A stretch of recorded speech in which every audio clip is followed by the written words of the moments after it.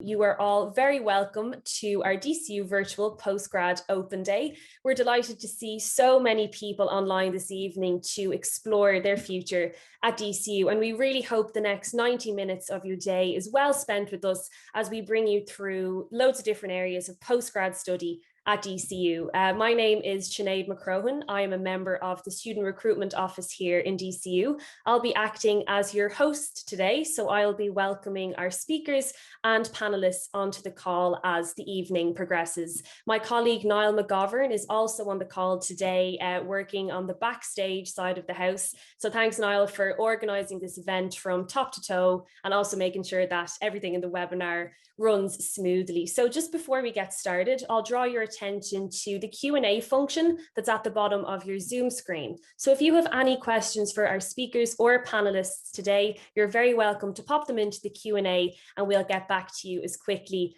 as we can. So we have a really exciting evening of events ahead of us. In a moment's time, I'm going to share a welcome message from the president of DCU, Professor Dara Keogh. And after that, we are going to run two panel sessions back to back. The first discussion is going to be about the impact of postgrad study, be that on your career development or even your personal development. And secondly, we'll have a discussion on balancing both part-time or full-time study at DCU.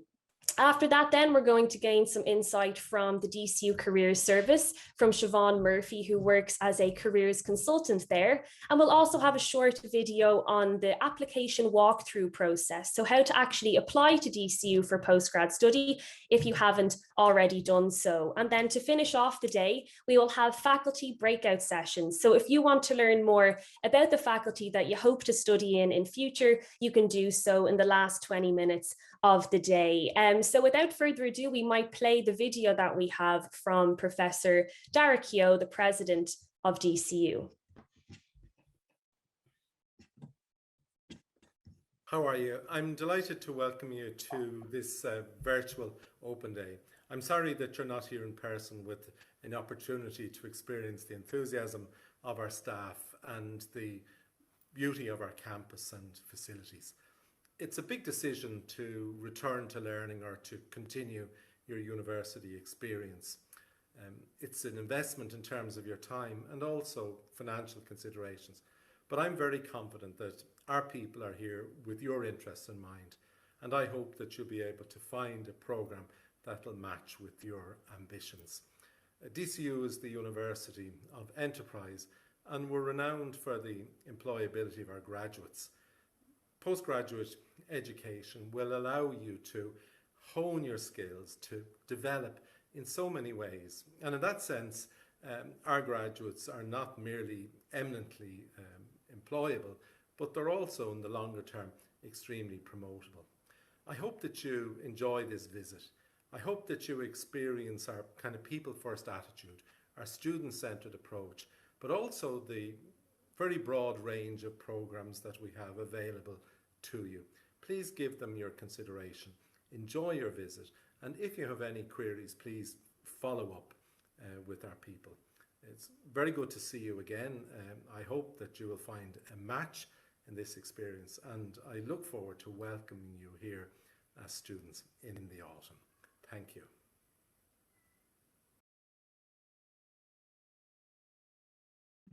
So we thank Dara for that lovely message and also for his support of this event today. So we will move swiftly on and begin our panel discussions. And I have to introduce first a very important part of those discussions, our facilitator, Mr. Ross Munley, who's on the call beside me at the minute, Director of Alumni Relations and Acting Joint Head of Student Recruitment in DCU. Ross, thanks so much for your time today.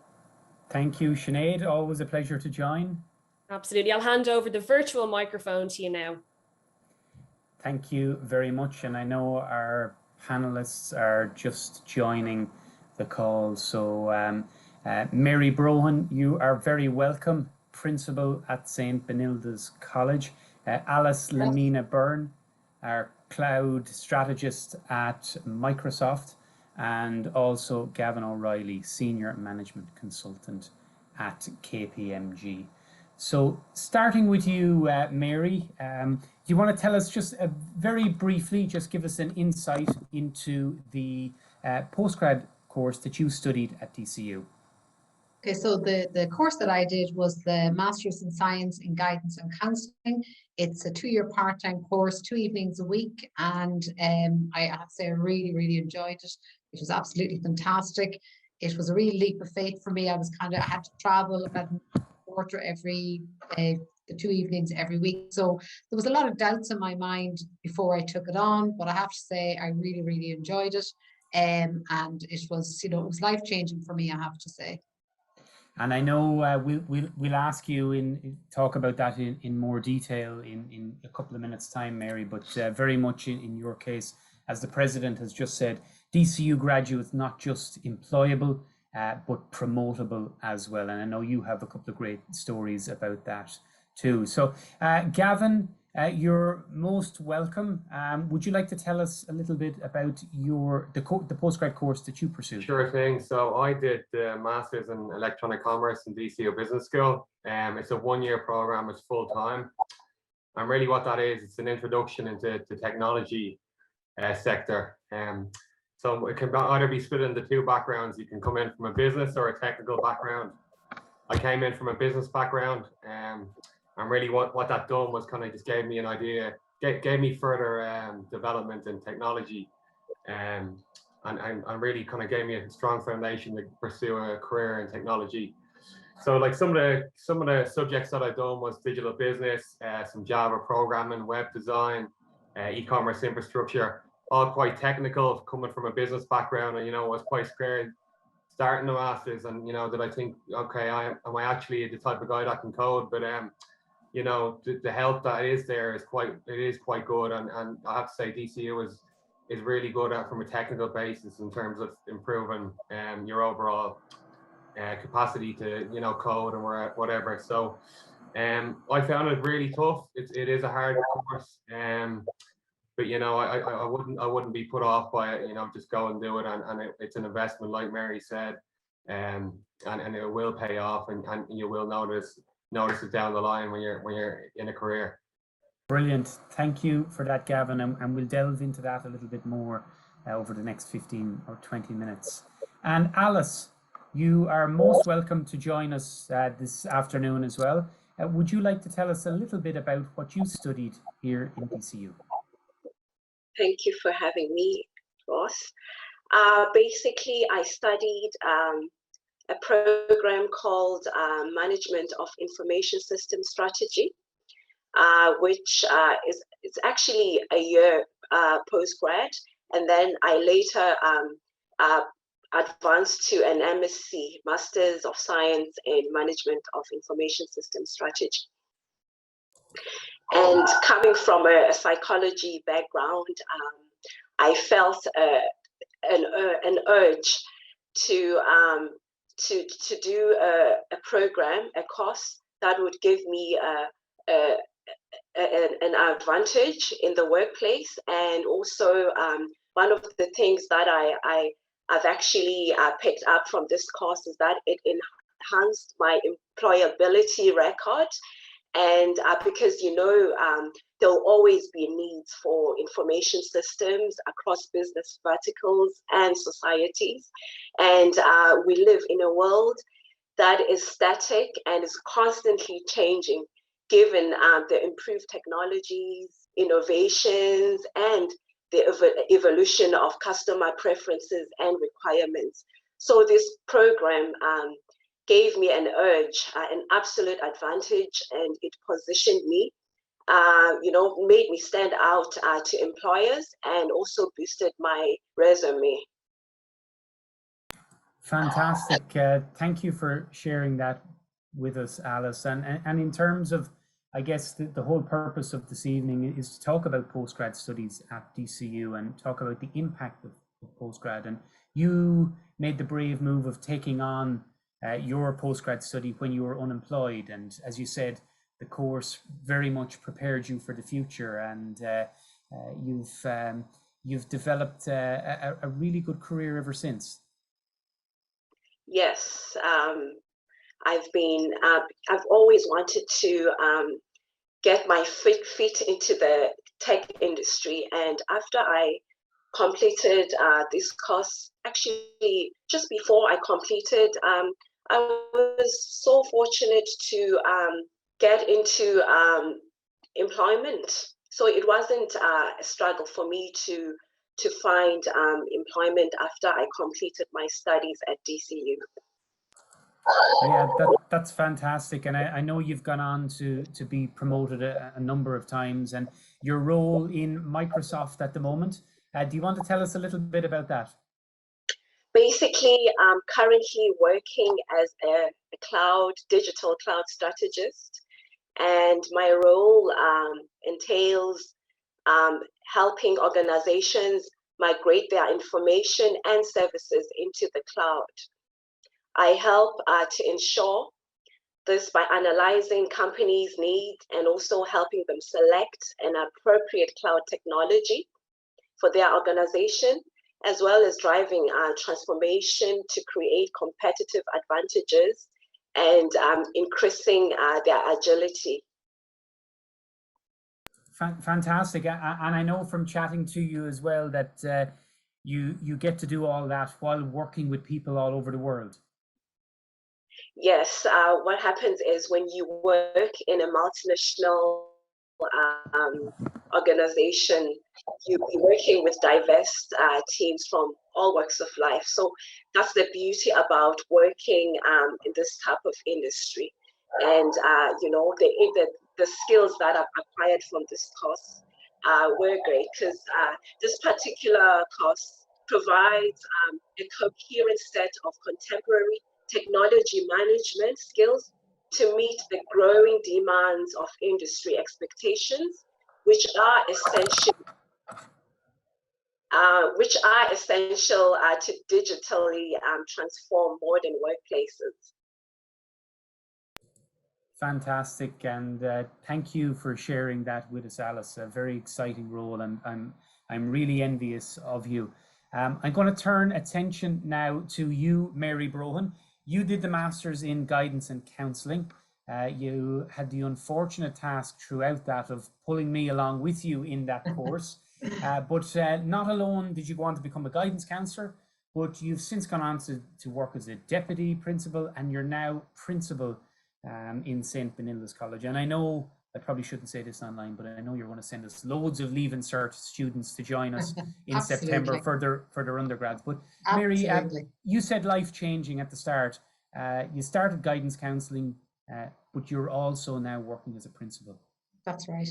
Yeah, so I suppose having taught in the same school for all my teaching career, as I said, I always kind of felt I'd like to get involved in guidance counselling.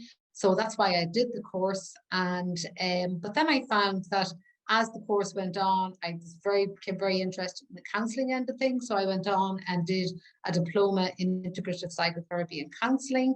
And then I found that the skills that I got from that were very much people-based skills. So I decided to, further the education end of things, and I applied for a role as deputy principal, which I was very lucky to be successful in getting. I did that for 2 years, and then the principalship came up in the school, and I applied for that and got it. And I'm absolutely sure, had I not done the Masters in Guidance and Counselling, that I wouldn't be sitting where I am sitting today. It has also led to other opportunities. As I said, I did some counselling. I worked in a counselling centre in a local area also, but I just found I couldn't keep everything going. I also did some tutoring in DCU with the PME students, and I really enjoyed that, and occasional lecturing in DCU. But again, time is my problem now, because obviously, being principal, it's very, very busy role, particularly in these times of COVID. But I would say it was life-changing. I think it really broadened my horizons. I suppose looking back now, while I loved the school that I taught in, and it's a fantastic school, when you're teaching in the same place with the same people for so long, you become quite insular. Whereas I found when I did the Masters, there was a much more diverse group of people. Half the people on the course were teachers, the other half weren't. And it just broadened out your horizons. You got different perspectives on things, and your confidence grew as well. As the course went on, and you could see, I can cope with this. I have loads of other stuff going on, but I can manage everything. So all those things, you know, it helps your time management skills, your people skills, your conflict resolution skills. So, and we got great support from Paul King, who was the director at the time, and from everybody in DCU. So I would absolutely say it was life-changing, and I would highly recommend anybody listening. You know, I had loads of doubts about going for it. Would I not? You know, even throughout the summer when I had been accepted, but I would say it was definitely life-changing, and it has opened up many, many doors for me and continues to open up doors for me. Yeah, thank you for that, Mary, and very much with a postgrad qualification, it's not just about the final parchment that you receive. It's all about those transferable skills, and it looks like from your background you're also in the running for Principal of the Year with all those thank you cards and so on. So I don't know about that. very popular with the students. Gavin, it's not that long ago since you were a student. I think you're graduated about 3 years at this stage. What about yourself in terms of the impact of your postgrad? You're now working at KPMG. You're a senior management consultant. So what's that like, and what has the impact been like for you? Well, I think previous now, my background was in business studies, and I always kind of had an interest in technology, and my actual degree didn't really touch too much of technology. So I kind of spent a year working for Royal Bank of Canada, a really kind of process-driven job, and I just felt like I couldn't really get out of the kind of banking industry unless I kind of progressed then into a master's. And obviously my interest was in technology and business. So I think doing the master's in e-commerce really helped me get a stronger foundation in technology, and then progress to pursue a career in technology and consulting as well. I know for consultancy, I don't want to blow my own trumpet, but they kind of like to hire people that have masters, unfortunately. You know, so that was really a selling point for me going into doing my master's. Was, you know, it opened a lot more opportunities for me, and more variety to work as well. Yeah, and thank you for sharing that, and brilliant to see that your career trajectory is going upwards all the time. And was there a moment, I guess, when you do when you're doing a postgrad program, and it's different for everybody? Was there a moment, obviously what you're learning in terms of the theory and all of that, the application of assignments, but was there a time for you where everything came together, where you grew in confidence? To be fair, I think it's kind of around this period now. I've probably 3 years since I've done it, and I kind of looking back and I can understand the foundation that it's given me to go forward, whether that be managing workloads now in my job, and the workload can be quite a lot. And I think managing the workload in a master's kind of gets you ready for going into a job that has a high workload, you know. But now even looking at my LinkedIn and all the messages that I get from potential employers, there's a lot more coming through than there was before I done my master's, you know, and there's a wide variety there. There's a lot of tech companies writing to me, and, you know, a wide variety. So, you know, I think right now I'm reflection, like, when I done the masters, there was a lot of pain, I'm not going to lie. You know, you're in for it, you're going to have to put your head down for a year, and it's a sacrifice, but it really is going to pay off, you know, and it's an investment, like you said, Mary, in yourself, and why wouldn't you not do it, you know? Yeah, and thank you for that. And important to, as you say there, just to almost summarize, short-term pain for long-term gain. Exactly. And as with anything in life, if it's to be worthwhile, it's going to require hard work. But hard work indeed it is, but you're never there on your own. And I know, Alice, just coming back to you for a moment, and we'll have a speaker from the career service later on, but Alice, you found that there was plenty of resources to help you along the way. Yes, indeed. There's actually, you know, the way the course was designed, it gives a blend of social, business, and analytical modules that are ideal at enhancing your innovative thinking, your critical analysis and research aspect of it, and also decision-making skills. So when you do this course, I'd say the DCU, you know, the DCU workforce. I mean, people working in the office, with DCU Connected, because that's where I was aligned to. They are always there. The lectures, the tutors, they're very helpful, and they're always prompt at responding to any queries that you have, and also in regards to when you complete the course, there's the student career office as well that helps you enhance your resume. They help you. They did help me, because I remember my CV was all cluttered and all over the place. So I walked into the offices, and the ladies helped me restructure my CV very well. And it did, as aforementioned, that I managed to secure a job while I was actually, I think, 2 months before I submitted my dissertation. So it was all good.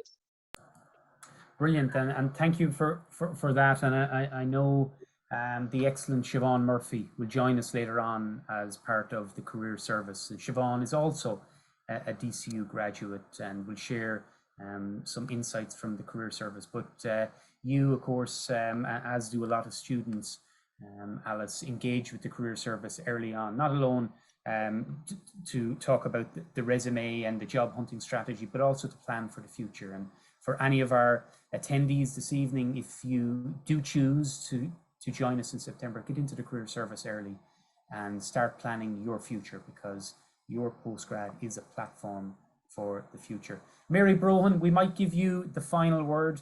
I know you were studying part-time, you were driving from Monaghan to Dublin.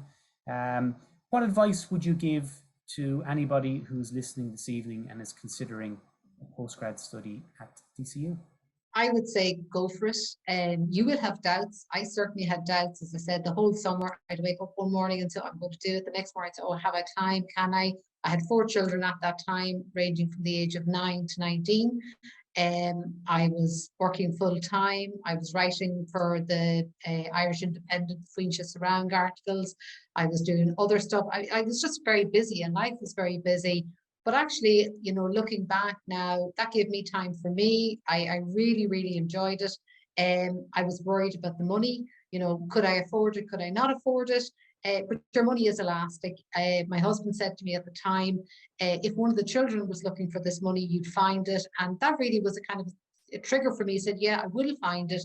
You'll get it back tenfold, not just in monetary, but in job satisfaction, in your confidence. Like, it really is, I would just say, go for it. It's a fantastic college. You get support every step of the way. As Gavin said, it is really, really busy time. You know, it really, really is busy, but your time is elastic. So I wish you the very best of luck, and you won't regret it. I absolutely can guarantee that. And you'll make loads of new friends as well, including people like Ross. But yeah, you will make loads of new friends. So best of luck to anyone. I would definitely say go for it. It's a brilliant experience. Thanks a million, Mary. Much appreciated. And that, folks, wraps up the first panel discussion. So I want to say a big thank you to Mary Brohan, Gavin O'Reilly, and Alice Lamina. You've been fantastic guests, and thank you for sharing your DCU experience and talking about the impact of a postgrad study from DCU on your careers. So thank you very much for that. I know Niall is working hard in the background promoting the next group of panelists. So while he's doing that, I just want to remind any DCU graduates who are in the audience, a reminder to you that there is a 10% master's reduced fee for any DCU graduate who's returning to the university. And for everybody in the waiting room and everybody who is listening today, very, very, very positive signs and indications from Minister Harris, who is obviously talking at the moment about what the future will look like and what September, October, November, etc. is going to look like on campus, with very much the vision of the on-campus teaching and learning experience as well. I see Niall has just added Jim. Jim, you're most welcome to turn on your camera, as is Tracy and Paul. So thank you for joining us. This next panel discussion we're going to talk about how to balance part-time or full-time study with very busy lives. And I know Paul, you're joining us as a student, and we'll current student, and we'll talk about that in a second. And of course, Jim and Tracy, you're part of our graduate community. So we might start off with you, Tracy. You're the Executive Director at SkillNet Ireland. You did the Masters in Human Resource Management. So maybe just tell us a little bit about your postgrad experience and what it was like studying.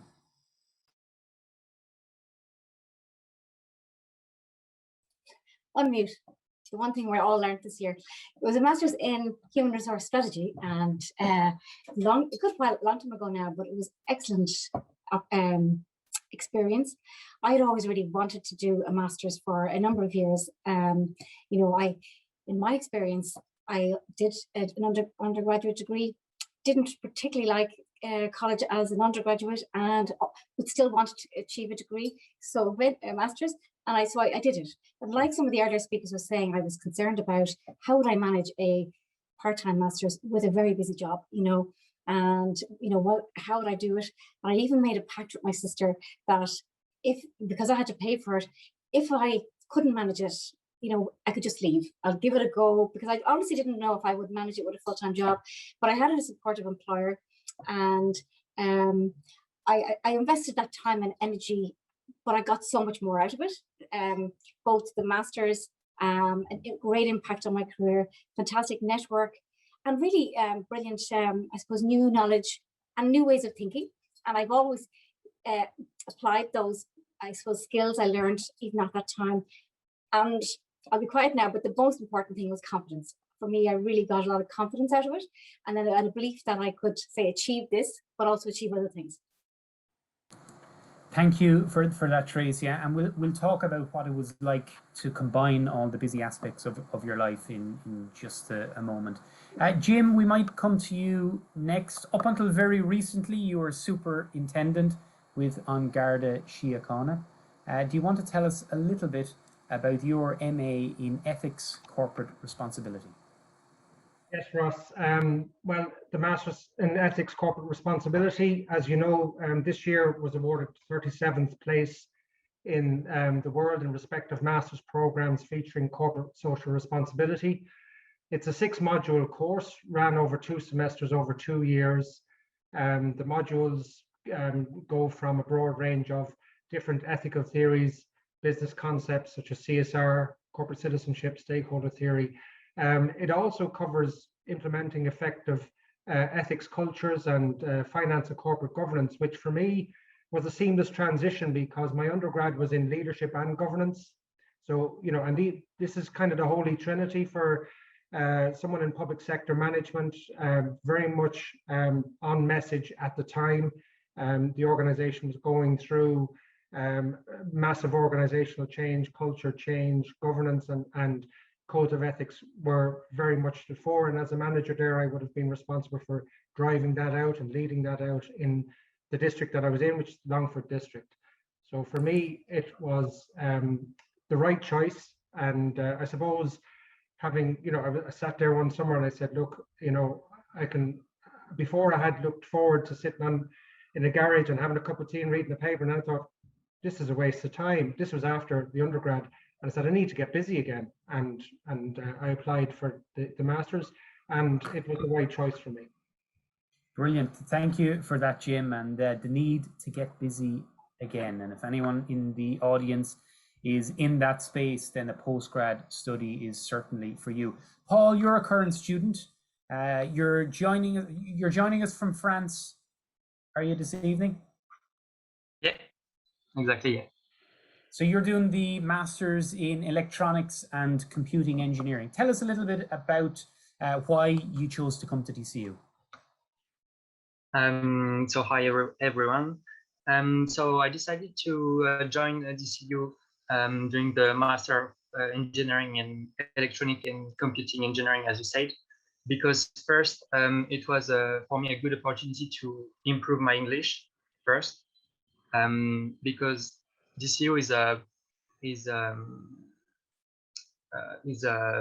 university in partnership with my school in French. in France, sorry, which is called SCGELEC. And so it was a good opportunity also to improve some skills related to some field such as programming, network, and artificial intelligence. And to be honest, I didn't regret it at all, because it was a very nice experience this year, even with the COVID, and it was very interesting. And Paul, you talk about a very busy program, and no doubt that it was. But I know you were living on campus, so you were right on our doorstep here. But you, as a part of your kind of work-life balance, if you like, you spend a lot of time in the park running and clearing your head and enjoying that aspect of being a student too. Yeah. So yeah, as you said, it was a very tough year. There were a lot of assignment and homework to do. So yeah, I really like doing sports and more especially running. And so because there is a big park just next to the campus, so it was very nice to go running just to evacuate the pressure and clear my mind. And yeah, you said also that I had a very busy schedule, a busy week, because I was also a teacher assistant. And so I was giving support to 2 different modules, which were personal and professional development and applied mathematics. And so, yeah, it was quite challenging to work on all these different jobs and homeworks too. But it was nice, and everything went well. Great, and thanks for sharing that with us. And Tracy, we might come back to you for a moment, because you were HR manager, I think, in Aircom at the time of commencing your postgrad study, and your lectures were every Wednesday from 2 to 8 p.m. So obviously you need to be able to balance everything in your work life, personal life, and in study life as well. What was that like? Well, it was very hard, and it did take a lot, because one of the reasons I did the Masters in Human Resource Strategies was I wanted to become a HR manager. So when I first started the program, actually, I was in human resources, but I wasn't a HR manager. So I achieved that through the Masters. But what I did do was, sometimes it meant I actually still ended up having to do a full week's work, but just have some longer days either side of the Wednesday, and put a lot of the assignments that I did at the weekends, because I'm the kind of person who needs to work early in the day. I can't work, till 2 o'clock in the morning, like I know a lot of people can.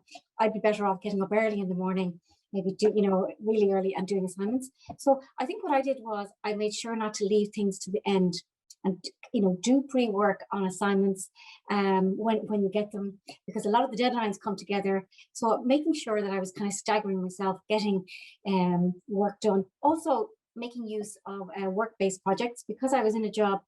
A lot of the assignments are so valuable to yourself and your employer. So I would actually have opportunities within my job to undertake either research for assignments, or discussions with people. Yeah. So I think that's what I did. I really tried to make sure to use project-based. Yeah, and just on that, obviously, the way the lectures were for you on a Wednesday, and you've got to leave work early, and you need to have a good, open, and honest relationship with your employer as well. But how beneficial for the employer to know that even though you are away from the office, you're actually at the cutting edge of research, theory, and application, and you applied some of your assignments to actually improving the day job. Yeah, I did. And one of the great things from it is the meeting the other people in your class who are working in many other companies. So you're learning best practice from other companies, and also from the expert speakers and lecturers from DCU. So one of the companies, I just remember with a lot of speakers from was the ESB, and ESB has a really great human resource, I suppose, organization, and are always leading practice in many ways. So I was able to learn so much from the policies and practices from other companies and bring them back to our own, and leading edge things in diversity at the time, which was, it has grown a lot since in diversity and inclusion, but diversity was one of the areas I was able to bring back to our business and introduce new policies and flexible working, but also learn a lot from other people who are in the legal side of human resources. So I think that was of great value, and my employers did see it as excellent value. So yeah. Yeah, thank you. So many messages wrapped into that answer for anybody in the audience. Tracy, thank you for that. Like being organized, being aware and understanding yourself as to how you work best. Do you work best in the mornings? Are you better later in the evenings? Is it best to just put some time away at the weekend for assignments, staying on top of assignments and getting them done on a timeline of your own? And the big thing there is that open and honest relationship with the employer, and the key to that is actually working smart and studying smart and making sure that you can apply a lot of your assignments to improving the workplace for the employer. Jim, we're going to bring you in on this point. So you have this great plan in your head. You know you're going to wake up first thing Saturday morning. You're going to get one of the assignments boxed off. But being a superintendent with An Garda Síochána, sometimes you wake up and your day off doesn't end up being a day off. Can you share any examples with us of where in a busy role and an unpredictable role like yours, sometimes you have to adapt? Well, Ross, in any working environment, when you're working and studying, I suppose the next crisis is only around the corner. So, you touched on it there. You've got to work smart. You've got to manage your energy, not your time, identify the energy and when it's best for you to work, but also you've got to be a bit selfish and disciplined and, commit, because you're getting a lot of support. You're getting family support, you're getting support from your colleagues in DCU, from the director, and you've got to honor that support by committing. And, you try and get ahead. You said get on top of the work. And I suppose January 2020, I had started actually in August 2019. I had started beginning to draft my minor thesis, and I was, going through the schedule in accordance with what Alan Kearns had said, and I was getting through chapter 1, getting my mindset on chapter 2. I also had an assignment for the end of that semester that finished before Christmas, and come into January, and I had a week there where we had a number of arson incidents, shootings, all feud related, managing 8 different feuds with 14 different families ongoing. And we had a crime call program to get ready for where we were trying to do a witness appeal around those incidents. So at that time, you have to be your mind has to be in that moment, and you can only be in that moment if you've got a fallback contingency. And the way to get a fallback contingency is to get out and get ahead of it. It's not like studying full time. You can set some time aside if you've got to cram the last minute, because that time could be taken away from you just like that. And that's the difference between trying to manage work, manage a social, a family life, and study, take up a course such as a postgrad. Very challenging. Also on the other side, extremely rewarding to come out the other side. Yeah, brilliant. And sometimes things don't go according to plan, and sometimes you have to adapt. But I think the key message is, Jim, you get there in the end. And we chatted briefly during the week, and you mentioned something that is really, really important, I feel, for anybody who is studying, taking a postgrad program. And you said that for you, it wasn't essentially about time management, it was about energy management. That's right. And I picked up on that very early. I mean, we have emotional energy, physical energy, and like Paul talked about managing the physical energy. But when you manage it, you've also got to feed that energy and protect it. And by doing, the training, the running that Paul went on, doing the mindfulness exercises, I used to enjoy, we have many walks and cycle routes where I live, and I go with my partner Eva. And I'd use the time also to sound something out, because sometimes you get a concept in your head, and it's like a music earworm. You've got to feed it, you've got to get through it and get it out there. And I would say as part of that energy is when you identify the energy, get out and brainstorm. Get it all out of your head, get it onto paper, laptop, or whatever way you work. And you can do all the fine work afterwards. You can do the editing. You can do the extra research when you identify certain areas that you want to do a deeper dive in.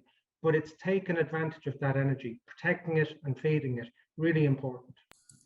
Yeah, brilliant. And showing as well that studying and completing your academic work, it doesn't have to be completed at the desk. Very much important when, even if you're out for a stroll or you're going off for a coffee, that you can throw ideas around in your head and think about them. And it certainly gives you, it allows you to clarify your thinking. And in your case, thank you for sharing that example of getting the exercise and having a walk and discussing it, discussing your ideas with somebody else and using them as a soundboard. And just conscious of time, Paul, you're a current student. I'm going to come to you for the last word. What advice would you give everybody who has joined us this evening who's thinking about taking up a postgrad program? The first advice I would say is just go, just do it, because it's definitely worth it. And I think the best advice I can give is try to organize yourself. It will make things easier for you doing a postgrad year. So yeah, I think a good organization and just also believe in your skill and strengths. Yeah, and having it's coming up to a year since I completed my own postgrad studies in DCU in the business school, and certainly when I was toying with the idea of taking on the 2-year part-time executive MBA, somebody said to me, there never is a good time. There's always something happening. Life is busy. There never is a good time to start. So just start. And when you're in there, as you said, Tracy, you do adapt. You do find out what works best. And I think our president said it most effectively when he said, DCU graduates are not just employable, but they are promotable into the future. And with that in mind, I want to thank Jim, Paul and Tracy. Thank you very much. We have a very, very, very vibrant alumni community. We've 85,000 graduates dotted all around the world, and our graduates stay connected and engaged with the university. And I want to thank you for volunteering your time with the panel 1 discussion and the panel 2 discussion. And thank you so much. And we look forward to engaging with you in the future. And handing back to another DCU graduate. Over to you, Sinead. That's great. Thank you very much, Ross, for facilitating those discussions, and a huge thank you to each and every one of our panelists who gave up some of their evening to share their stories and their experiences with DCU. Always really valuable to hear how people have been getting on. So we'll move on to our next session. We will welcome Siobhan Murphy into the call now. If Niall might promote her to a panelist. Siobhan works in the career service in DCU, and they do a huge amount of work in helping students, find their way, not only in DCU, but once they graduate as well. So there you are now. Hi, Siobhan. Hi, Sinead. Nice to see you. I know, how are things? I'm great. I was lovely to see you. Sinead used to work in our career service part-time when she was a student. Yeah, so the first ever DCU job I worked, and I absolutely loved this. I was actually contacting graduates, and it's funny, but I am one now, maybe getting phone calls. But I did answer the survey already, so I won't get a call, I don't think. Oh, good woman. Thanks so much for coming along today. We've a very healthy number of attendees there. Looking forward to hearing about the career service. So I believe you might be sharing screen. I think I was trying to find the button there discreetly. I said, where has it gone on me? You'd think we'd be used to Zoom by now. Oh Always the God. way. I'm convinced it changes to keep us on our toes. Yeah. And I have a mouse that's a little bit misbehaving today. So we'll move past the names. I think we've done the name check. I suppose there's been lots of motivations already spoken about. And I suppose is for you on the webinar this evening, there's going to be maybe some very positive reasons and not so positive reasons that maybe is driving you towards postgraduate study. So one of the things I'd really love people to consider is, really looking out for those top end there. Are you curious about the subject? Because as everyone has alluded to earlier on, there's quite a commitment, and it's so much easier to commit to postgrad study when, you're very passionate about the subject area and highly curious about it. And I suppose one of the joys of postgraduate study is that, you are doing, an area of study that you particularly like most, whereas maybe in previous studies it might have been a little bit more general. This is much more highly specific. So wherever you're starting from and your motivation, it's really, really useful to you if you acknowledge what is driving you towards postgraduate study. Like, just jot it down on a blank piece of paper. I really want to go back and do this postgraduate study because A, B, C. And I suppose just acknowledging what that motivation. And I suppose if you can connect it then to, some of your more higher goals in life, how will this impact for you? It could be very much a career related goal. It could be a community related goal for you. It could be something that you want to do because of work that you do outside of your career in your local community. So just kind of thinking, why are you so motivated to continue into postgraduate study? We've heard from Mary Brown, there was long drives, there's dark nights, maybe, like Paul, maybe I suppose online learning, and we've heard from Alice as well, a lot more online learning as well. So how are you going to get there in on that? So motivation for you is really, really critical, and understanding it for you is very, very useful as you consider your options. We'd like it really from a careers perspective, and many of you, I'm sure, will be linking it to your career vision and career goals. So if you have a pen and paper, you might just start jotting this down now, because it's really, really useful. And if any of you remember back to your time in primary and secondary school, and you had to do a closed test and fill in the dots on the gaps on a paragraph, well, this is what we're going to get you to try and do. And after this session this evening, you might go away and I suppose spend some reflective time and think about, what is my career vision? Now, it doesn't have to be very clear quite yet. It could be a little bit blurry. That's all right. Just put down what you know about your career vision right now. And that'll maybe kind of give you some momentum, maybe to do a little bit more research around your career vision. So like, what is the broad area of professions or roles you're very, very interested in? What does it look like? What types of companies? Is it the private sector, the public sector? Are you interested in being self-employed?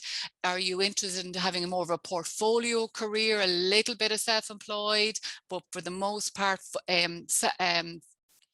an employee? Are you thinking about the food and drink sector? Are you talking about pharma?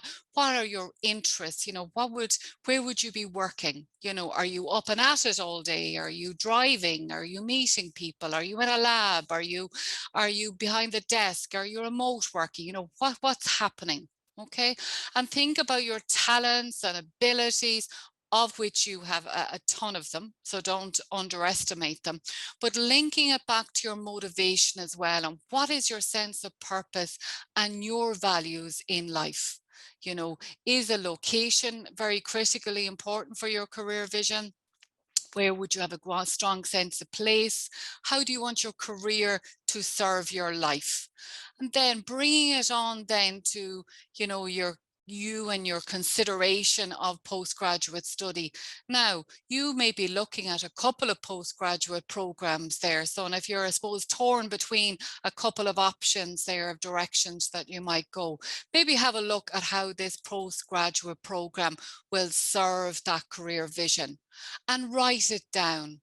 go down through the modules, go down through the impact of the programs. I know you're getting the specialist faculty presentations this evening. Just listen out now with this in mind. How will this postgraduate program serve your career vision? Okay, so really, really useful. So we really want you to consider your life to date. Okay, and sometimes we dismiss it a little bit too much, but we really want you to go back in and dig deep in it and acknowledge what you're bringing from your previous studies, because it's the uniqueness of maybe your previous studies and work history and life experience, all those transferable skills, and maybe things that you've been doing in your community, maybe you've traveled, maybe you've worked abroad, plus your postgraduate studies will try, and that will actually maybe bring you more into more of a unique position when you're trying to work on your career. So we would really encourage you. I mean, Ross talked about, you know, early engagement with your career, and we really want you to focus on active career management throughout your time of postgraduate study, not passive career management. So this thing is, you know, if you complete your postgraduate studies without some active career management, you could be bordering into kind of, I suppose, a little bit of extra work to do then, but at the end of your postgraduate studies to activate it into your career vision. So we really, really encourage you to incrementally look at it throughout the 1 year or the 2 years of your program and think about how you will fit in your career management activities alongside your postgraduate studies and alongside all of the other interesting things that are going on in your lives as well. So I suppose it's like everything else. If you don't create time for it or use your time, and there is the old adage, you know, we all have the same access to the same 24 hours in the day, and we've 168 hours in a week, and it's very democratic. We all have the same amount of it, okay? But we've really have noticed that if you can identify, you know, it might be an hour a week or a couple of hours a month incrementally over this period of time during your postgraduate study and breaking it down into smaller steps, it is much more manageable, especially if you're moving into a complete career transition, or you're looking for a particular type of promotion, or that if you really want to go in a quite a unique direction that will require a considerable amount of research, we would really ask you to consider, you know, how you might look at your approaches to do this. So we have some ideas for you, okay, about how you might do that. So we've just have a kind of bit of a sample plan there. So we've already been talking about identifying your career vision.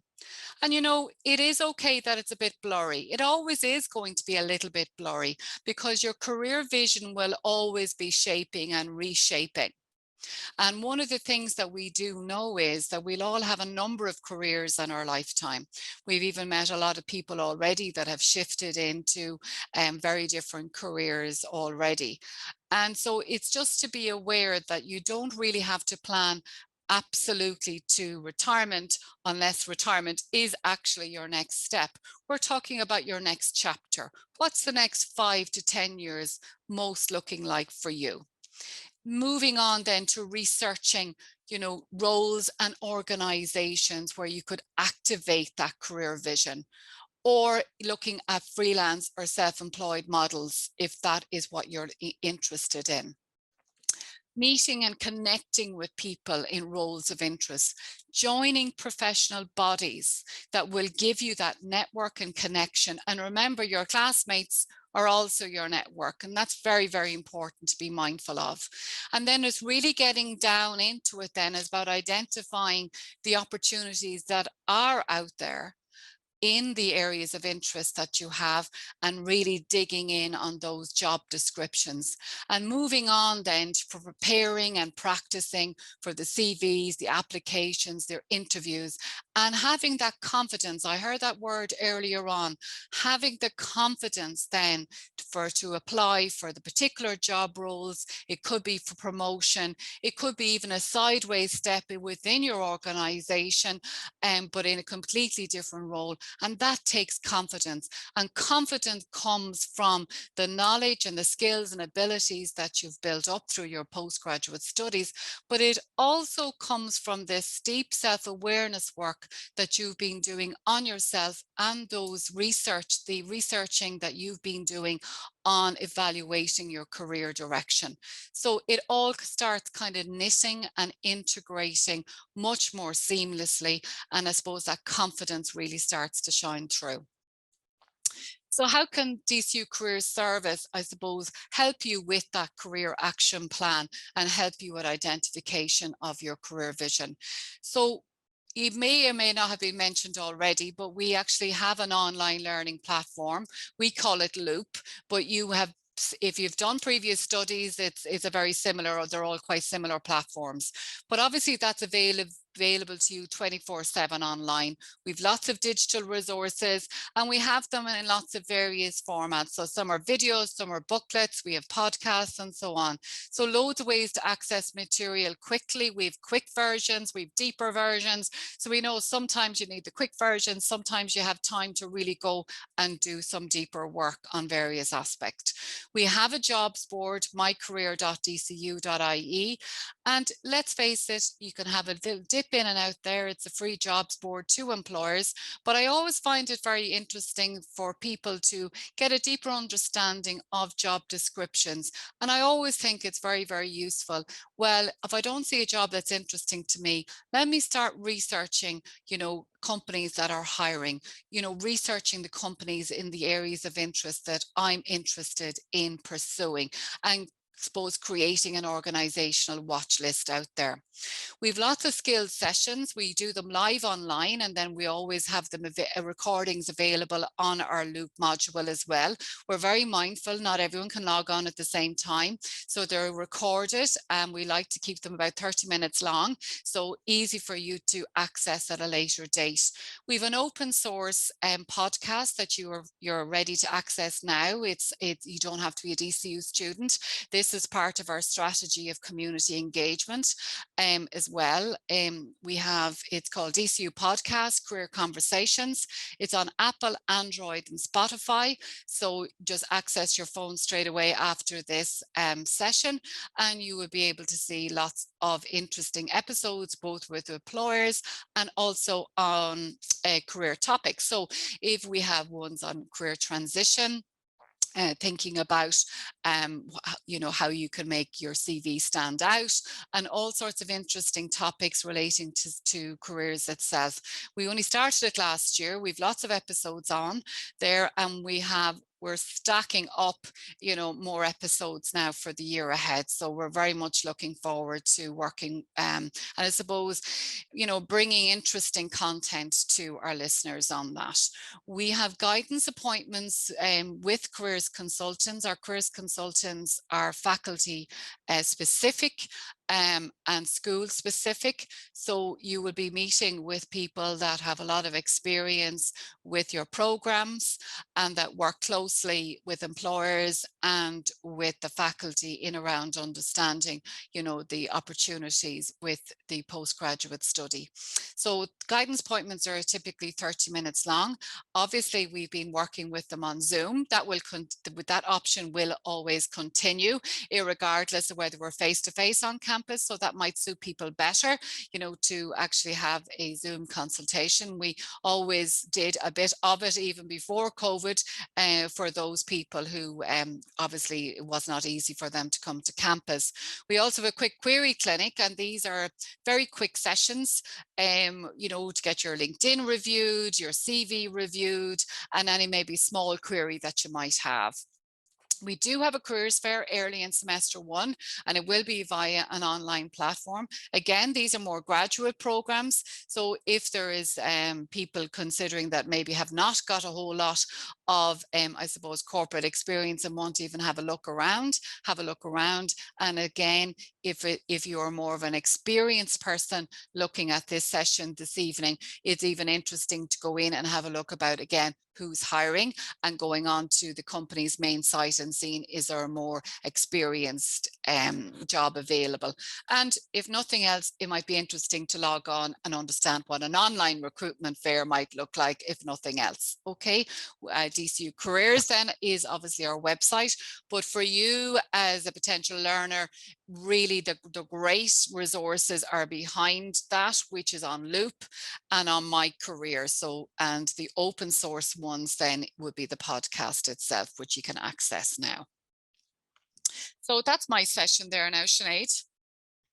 Thank you so much for that, Siobhan. So insightful. And I particularly loved the bit about the kind of active versus passive engagement, not only during your postgrad, but also then on the careers search. If I could keep you for a couple of seconds longer, Sure. We have a question in the chat, and okay, you might know off the top of your head, but someone's wondering how kind of many months versus years is it generally taken graduates to find employment after, I assume, postgrad study at DCU. Now, we can go and find some stats for you, whoever asked the question, but if off the top of your head, would you have any inclination? Yeah, listen, it's like everything else is.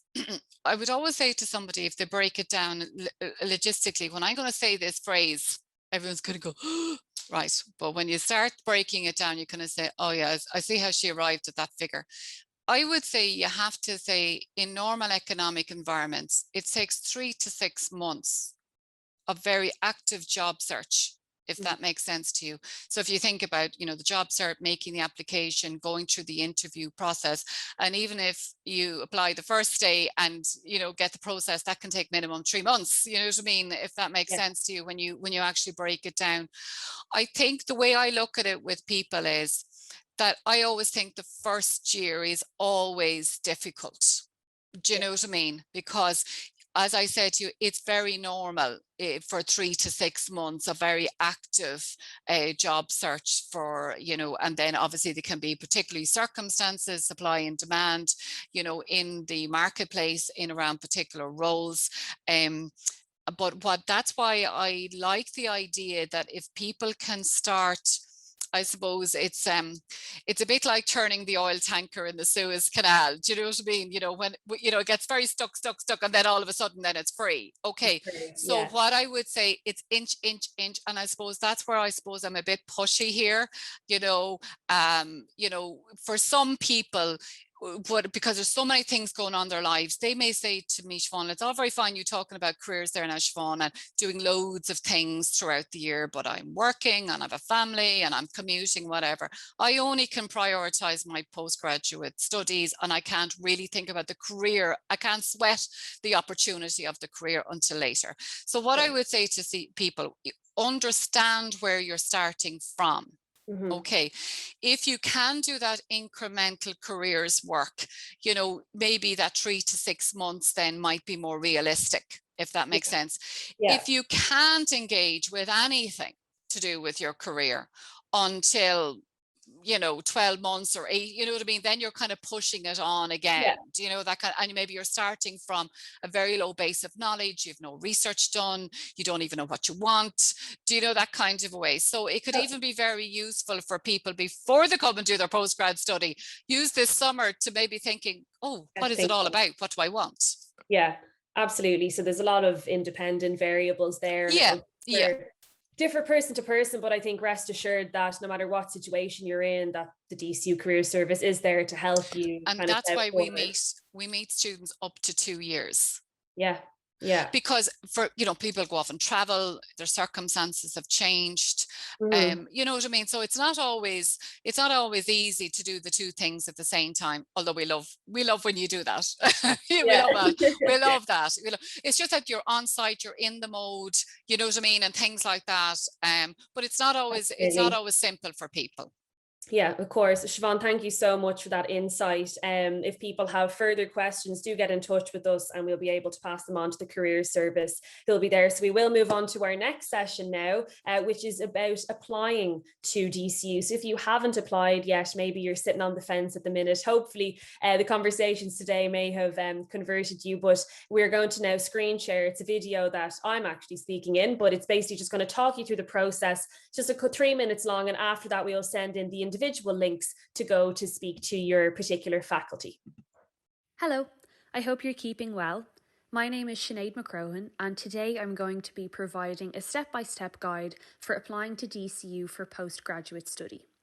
This video in particular will highlight the DCU student application portal, but please note that some programs in DCU can be applied for through the PAC system, and that walkthrough is explained in a separate video. The first step is to create your account. You can access this page by Googling DCU Student Application Portal or by clicking the link through the Apply section of the programme page. In order to create your account, you will be asked to insert your contact information, the programme you wish to apply for, the year you intend to start studying at DCU, and a password to finalise your account setup. You will then be brought directly to the application form, where you can begin inserting any additional information that's required for your application. Please ensure to fill out all the mandatory fields in the application form. If you want to move on to the next section, please click Save and Continue, or if you want to exit your application and return to complete it at another stage, please click Save Application. If you want to apply for a second or third programme at DCU, you can do so by selecting Yes to the question, would you like to be considered for additional programmes, on the Study Plan section of the application. Once you have completed all the mandatory fields and you reach the final confirmation tab, you can click Submit Application to submit your completed form to DCU. You also have the option on this page to preview your submission before you send it in. The next step is to pay your application fee. Please select Make Online Payment to proceed. If you are applying for a second or a third programme, you may have a voucher code or a promo code that you can use for some money off in this section. On the next page, you can enter your payment details. After inputting your details, you will receive confirmation of your payment and find details of a link to check your application status. When you check your application status, you may see Action Required written on the right-hand side. If you require supplementary items to be submitted with your application, you can now upload these items. Depending on the programme you are applying for, you could be required to submit some of the following documents: a copy of your passport, a personal statement, transcripts, a copy of your degree certificate, or a CV. When you return to your account page, the status of your application should now be at Submitted. An email will be issued to you noting that your application has now been received. If you have any questions about your application or next steps, please get in touch with us through one of the teams listed below. Thank you, and best of luck with your application.